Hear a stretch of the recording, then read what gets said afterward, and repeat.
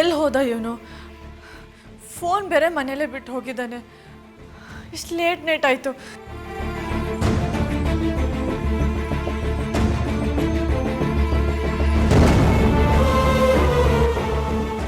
ಯಾಕಮ್ಮ ವಸು ಇಲ್ಲಿ ನಿಂತಿದೀಯಾ? ಇನ್ನೂ ಮಲ್ಕೊಂಡಿಲ್ವಾ? ಇವರಿನ್ನೂ ಬಂದಿಲ್ಲ ಆಂಟಿ. ನಂಗೆ ಯಾಕೋ ಆತಂಕ ಆಗ್ತಿದೆ. ಅಯ್ಯೋ, ಅದಕ್ಕೆಲ್ಲ ಯೋಚನೆ ಮಾಡ್ತಾರ ಪುಟ್ಟ. ಅವನು ನಮಗ್ ಮಾತ್ರ ಪಾಪಚ್ಚಿ, ಈ ಊರಿಗೆಲ್ಲ ಯುವರಾಜ ಇದ್ದಾಗೆ. ಏನೇನೋ ಕೆಲಸ ಇರುತ್ತೆ, ಅದನ್ನೆಲ್ಲ ಮುಗಿಸ್ಕೊಂಡು ಬರೋದಕ್ಕೆ ಲೇಟ್ ಆಗಿರುತ್ತೆ. ನೀನು ಹೋಗಿ ಮಲ್ಕೊಮ್ಮ. ಇಲ್ಲ ಆಂಟಿ, ನಂಗೆ ಸಮಾಧಾನ ಇಲ್ಲ. ಫೋನ್ ಬೇರೆ ಇಲ್ಲೇ ಬಿಟ್ಟು ಹೋಗಿದ್ದಾರೆ. ಈ ಊರಲ್ಲಿ ಫೋನ್ ಇರೋದೇ ದೊಡ್ಡ ವಿಷಯ, ಅದನ್ನು ಇಲ್ಲೇ ಬಿಟ್ಟು ಹೋಗಿದಾನ. ನೀನು ಅದಕ್ಕೆಲ್ಲ ತಲೆ ಕೆಡ್ಸ್ಕೊಳ್ಬೇಡಮ್ಮ. ನಾನು ದುಷ್ಯಂತನ್ಗೆ ಹೇಳಿ ಅವನ್ನ ಕರ್ಕೊಂಡು ಬರಕ್ಕೆ ಹೇಳ್ತೀನಿ. ನೀನು ಹೋಗಿ ಮಲ್ಕೊ, ನಡಿಮ್ಮ.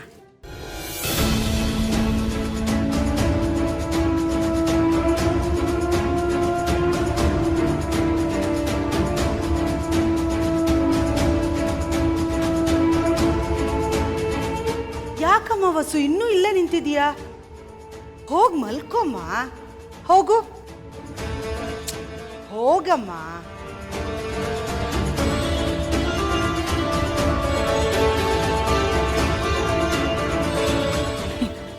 ಹುಚ್ಚು ಹುಡುಗಿ.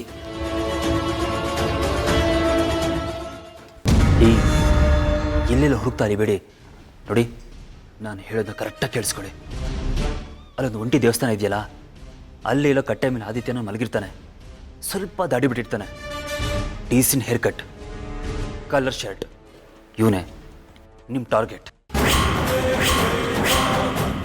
ಅಯ್ಯೋ, ಈ ಪಾಪಿ ನನ್ನ ಆದಿತ್ಯ ಏನೋ ಮಾಡಿಸೋ ಪ್ಲಾನ್ ಮಾಡ್ತಾ ಇದ್ದಾನೆ ಅನ್ಸುತ್ತೆ. ಏನ್ ಮಾಡ್ಲಿ ನಾನೀಗ?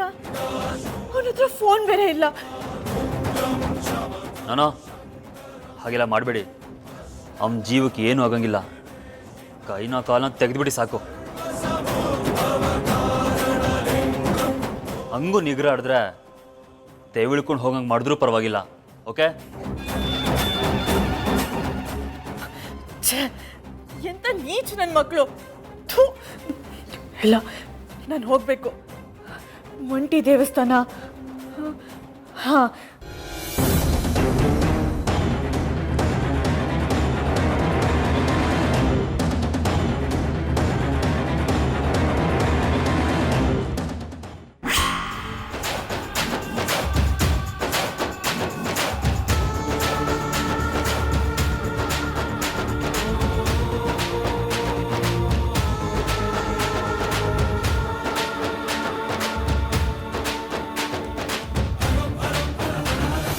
ದೇವ್ರೆ, ಆದಿತ್ಯಂಗೆ ಏನೂ ಆಗದೆ ಇರಲಪ್ಪ. ನನ್ನ ಗಂಡಂಗೆ ಏನಾದರೂ ಹೆಚ್ಚು ಕಮ್ಮಿ ಆದರೆ ನಾನು ನಿನಗೆ ಕ್ಷಮಿಸಲ್ಲ.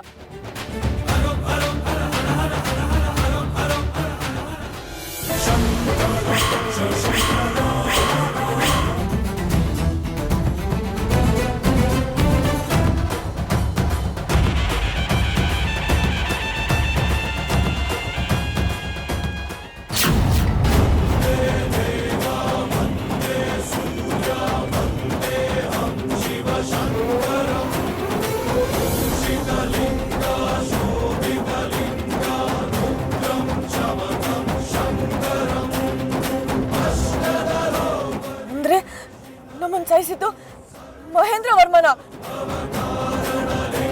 ಅಯ್ಯೋ, ಮೋಸ್ಗಾರ.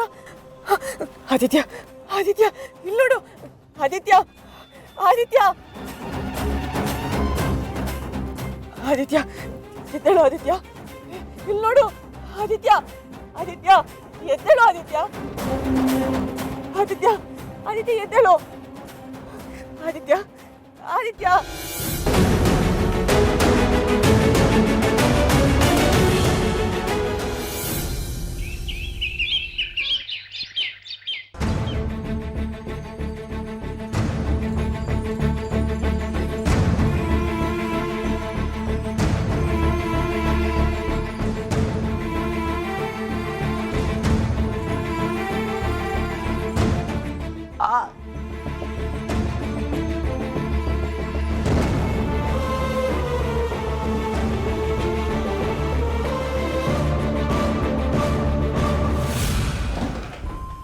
ಡಾಕ್ಟ್ರೆ, ನಮ್ಮ ಆದಿತ್ಯನ ಜೀವಕ್ಕೆ ಏನೂ ತೊಂದರೆ ಇಲ್ಲ ಅಲ್ವಾ? ಅಷ್ಟೇನು ಗಾಬರಿ ಪಡುವಂಥದ್ದೇನಿಲ್ಲ. ಪೇಯ್ನ್ ಕಿಲ್ಲರ್ ಇಂಜೆಕ್ಷನ್ ಮಾಡಿದ್ದೀನಿ.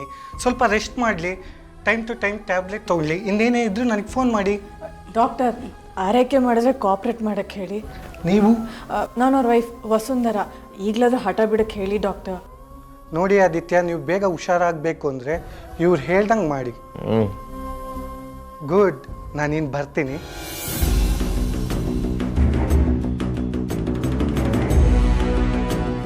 ದೂರ ಮಾಡೋಕ್ಕೆ ಟ್ರೈ ಮಾಡಿದಷ್ಟು ಹತ್ರ ಆಗೋಕೆ ಹೋಗ್ತೀಯಾ? ನಿಂಗೆ ಹೆಂಗೆ ಫಿಟ್ಟಿಂಗ್ ಹಿಡಬೇಕು ಅಂತ ನನಗೆ ಚೆನ್ನಾಗಿ ಗೊತ್ತು. ನಾನಿಂಥ ವಿಷಯದಲ್ಲಿ ನಮ್ಮಪ್ಪನೇ ಮೀರಿಸೋ ಕ್ರಿಮಿನಲ್ಲು. ಪಾಪಚ್ಚಿ, ಏನೋ ಇದು? ಈ ಮನೆಯಲ್ಲಿ ಊರಲ್ಲಿ ಎಲ್ಲೂ ನಿನಗೆ ನೆಮ್ಮದಿ ಇಲ್ವಲ್ಲ?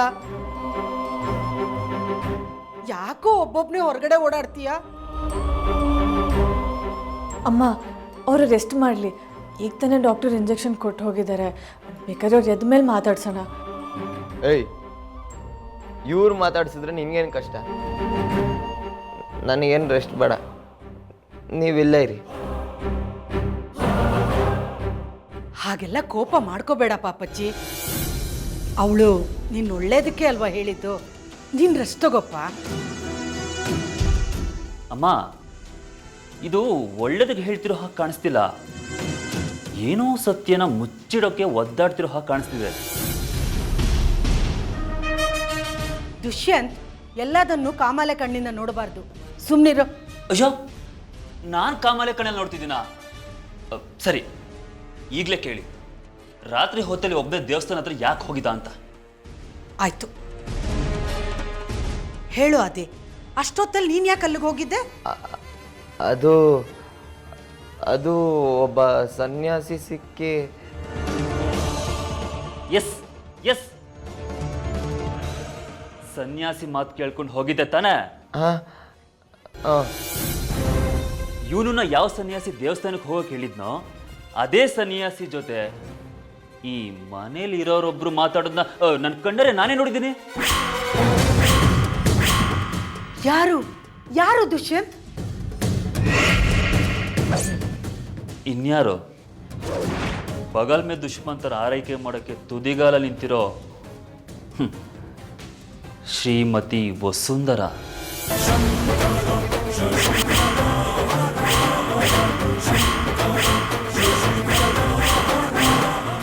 ನೋ, ಇಲ್ಲ, ಇದು ಸುಳ್ಳು, ಇದು ಸುಳ್ಳು. ಅಯ್ಯೋ, ಬೆಕ್ಕು ಕಣ್ಮುಚ್ಕೊಂಡು ಹಾಲು ಕುಡಿದ್ರೆ ಜಗತ್ತು ಗೊತ್ತಾಗಲ್ವಾ?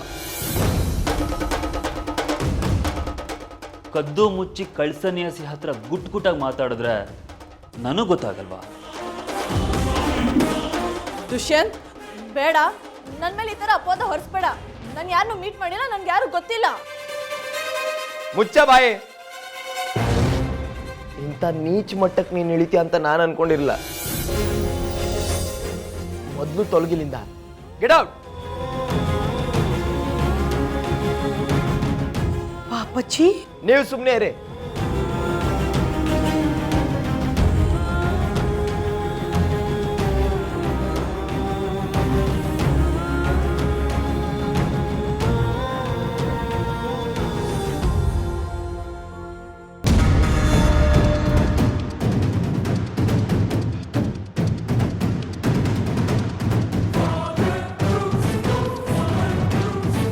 ನಾವಿಬ್ರು ಪುನರ್ಜನ್ಮ ಪಡೆದಿರೋದೆ ಹಳೆ ಜನ್ಮದಲ್ಲಿ ಕಳ್ಕೊಂಡಿರೋ ಜೀವನನ ಅನ್ಭವಿಸೋಕೆ. ಯಾಕೆ ಅಂದ್ರೆ ನಾನು ಕಾವೇರಿ.